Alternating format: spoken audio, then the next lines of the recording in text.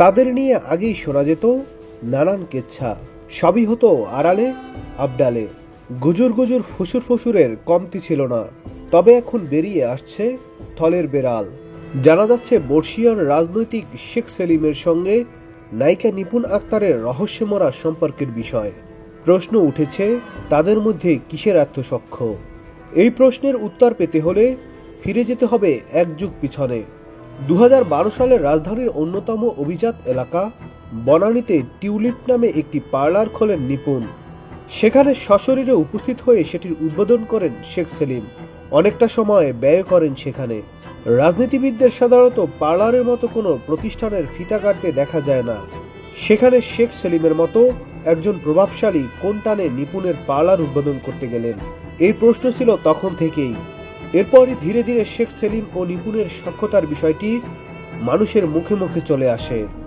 ঢালিউডে কানাঘষা চিত্রনায়িকা নিপুণের পিছনে বড় কোনো শক্তি আছে, সেই বলে বলিয়ান হয়েই 2022 সালের 28 জানুয়ারি অনুষ্ঠিত চলচ্চিত্র শিল্পী সমিতির নির্বাচনে জায়েদ খানের কাছে ভোটে হেরেও সাধারণ সম্পাদকের চেয়ার দখলে নিয়েছিলেন এই নায়িকা। দায়িত্ব পালন করেন পুরো মেয়াদি। ওই নির্বাচনে 13 ভোট কম পেয়ে হেরে যান নিপুণ। সেই হারকে চ্যালেঞ্জ করে বিজয়ী প্রার্থী জায়েদ খানের বিরুদ্ধে তিনি নির্বাচনী আচরণবিধি ভঙ্গ এবং টাকা দিয়ে ভোট কেনার অভিযোগ তুলে নির্বাচনী আপিল বোর্ডে লিখিত অভিযোগ জানান। তার প্রেক্ষিতে এক অদৃশ্য শক্তির বলে জায়েদ খানের প্রার্থিতা বাতিল করে নিপুণকে বিজয়ী ঘোষণা করে আপিল বোর্ড। এই ঘটনা হাইকোর্ট হয়ে উচ্চ আদালত পর্যন্ত গড়িয়েছিল। কিন্তু ওই যে অদৃশ্য শক্তি, তা বলেই উচ্চ আদালত থেকেও নিজের পক্ষে রায় নিয়ে আসেন নিপুণ। শিল্পী সমিতির সাধারণ সম্পাদক হিসেবে তিনি দায়িত্ব সামলান। পরে কানাঘুষা শোনা যায়, শেখ সেলিমের ইশারাতেই ভোটে হেরেও ক্ষমতা দখলে নিতে পেরেছিলেন নিপুণ। তাকে বিজয়ী করতে নাকি নির্বাচন কমিশনারকে 17 বার ফোন করেন শেখ সেলিম। এরপর চলতি বছরে অনুষ্ঠিত শিল্পী সমিতির নির্বাচনেও সাধারণ সম্পাদক পদে হেরেছেন নিপুণ আক্তার।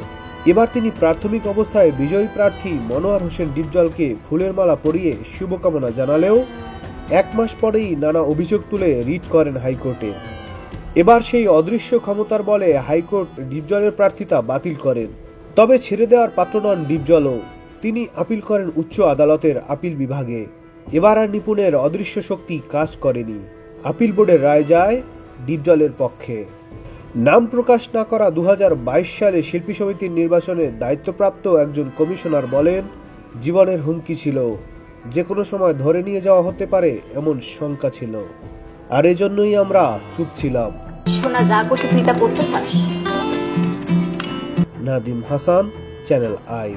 প্রিয় নাম্বার সেট করে বিকাশে সেন্ড মানি করুন ফ্রি।